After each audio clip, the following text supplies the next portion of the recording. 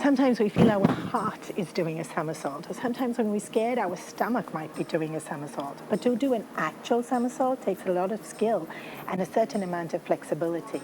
Babies, when they're really young, you can twist them into almost any shape, and their toes can so easily touch their head. But that same baby, when they grow up to be an adult, sometimes when they bend over to touch their toes seem very far away. The body, as it grows up, becomes a little bit more rigid, less flexible. And it's almost like if you don't use it, you lose it. And the same thing happens with our mind.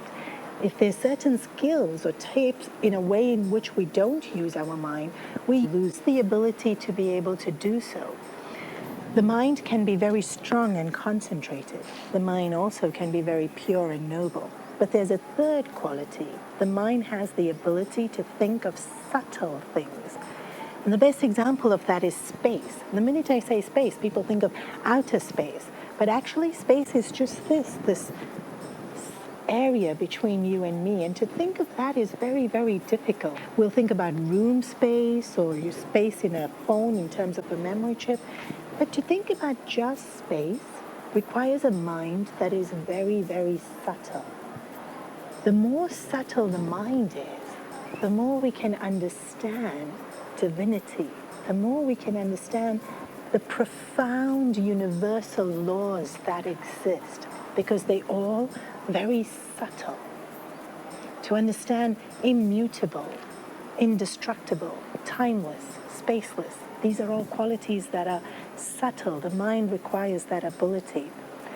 Pujya Gurudev used to say, temples are gymnasiums for the mind. And what he meant was that the mind needs to have this ability to be subtle, to be flexible, to be vast.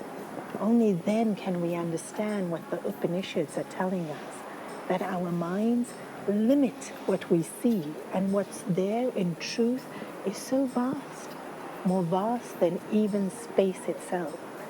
And so doing gymnastics with our mind is helping it become subtle enough to understand the truth, which is subtle.